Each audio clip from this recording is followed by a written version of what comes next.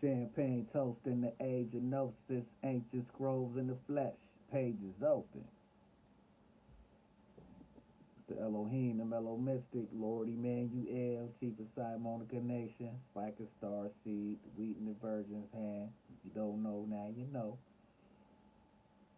We about to continue into lesson or module 2, which goes into law, jurisdiction, and trust. We're going to go into what law really is. So, this lesson dismantles the myth that law equals rules enforced by authority. Instead, it restores law to its rightful meaning, principle made actionable. Students will learn the difference between true law, statutory codes, and administrative policy, and how misunderstanding this distinction leads to loss of standing in involuntary subjection. So, law versus rules. Most people are taught that law is a collection of rules backed by punishment. This is incorrect. Rules are commands issued by an authority.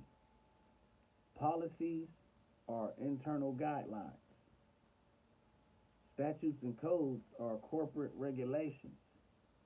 Law, by contrast, is grounded in principle and applies universally. The 3 levels of law.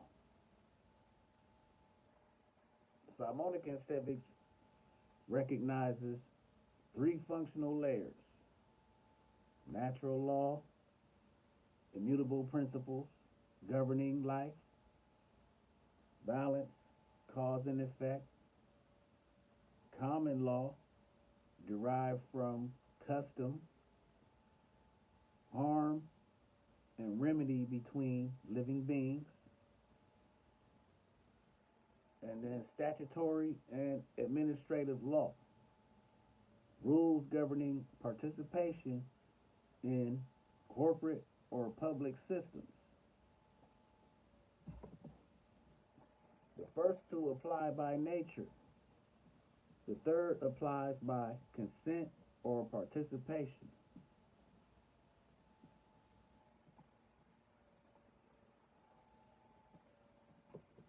Natural law exists whether written or not.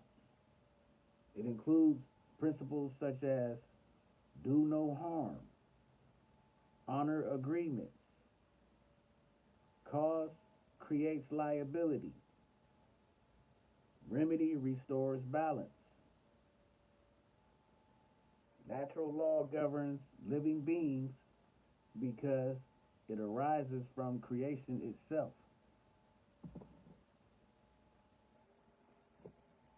Common law as living law. Common law addresses disputes between living beings. Was there harm? Who caused it? And what remedy restores balance? It does not punish, it corrects. It is relational, not administrative. Then you have statutory law and juristic persons. Statutory law governs legal persons, not living souls. It functions through registration, licensing, permits, and presumed consent. Participation equals jurisdiction. So let's go into why confusion persists. Confusion benefits systems that rely on compliance. When law is mistaken for authority, people surrender rights unknowingly. Clarity restores power. So, in essence, law is principle, not command. Natural law governs all living beings. Common law addresses harm and remedy. Statutory law applies by consent. Understanding law restores standing. let's go into lesson 2.2, jurisdiction, how authority is applied. This lesson explains jurisdiction, the mechanism through which authority is claimed, applied, and enforced.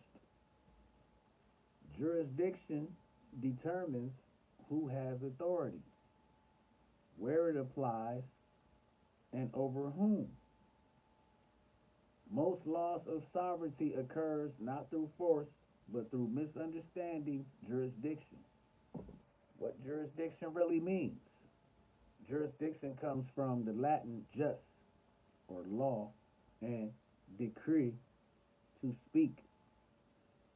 Jurisdiction literally means the authority to speak law into a matter. If a party lacks jurisdiction, their commands have no lawful force. So here are the three primary forms of jurisdiction. Territorial jurisdiction, authority based on land and geographic boundaries. Personal jurisdiction, authority over a person or entity. Subject matter jurisdiction, authority over the type of issue or activity involved. All three must be present for authority to be lawful. So let's go into how jurisdiction is commonly assumed. Jurisdiction is often claimed through presumption, silence, registration or licensing, voluntary appearance, and use of corporate identifiers. What is not challenged is often treated as accepted. Let's go into consent as the gateway. Jurisdiction over a living being generally requires consent. Consent may be expressed, spoken or written, implied through participation, and presumed through silence. Sovereign civics trains awareness, so consent is conscious, not accidental. Jurisdiction and the legal fiction. Let's go into jurisdiction and the legal fiction. Bars.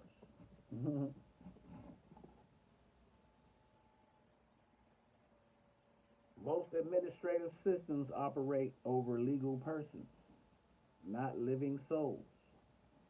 When a living being is treated as a legal fiction, jurisdiction attaches automatically. Recognizing who is being addressed is essential. You ought to be able to see the spiritual parallel, or what's going on subconsciously in the subconscious realm. And spiritually, no entity has authority over you unless you give it consent,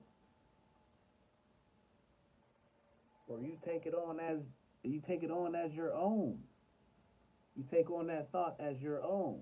You take on that feeling as your own. You agree to the terms and conditions. And jurisdiction attaches automatically. We talking the opposite of spiritual sovereignty, spiritual bondage. So let's go into lawful versus unlawful jurisdiction. Lawful jurisdiction is clearly stated, is supported by standing, is limited in scope, and aligns with higher law. Unlawful jurisdiction relies on assumption, coercion, or confusion. Jurisdiction collapses when assumptions are removed. So key principles introduced in this lesson. Jurisdiction determines authority. Consent is the gateway to jurisdiction. Silence can be interpreted as agreement. Legal persons attract administrative authority. Clarity dissolves unlawful claims. So we'll stop here and go into lesson 2.3, status, capacity, and standing in law in the next video. So until then, champagne toast in the age of gnosis. Ancient scrolls in the flesh, pages open.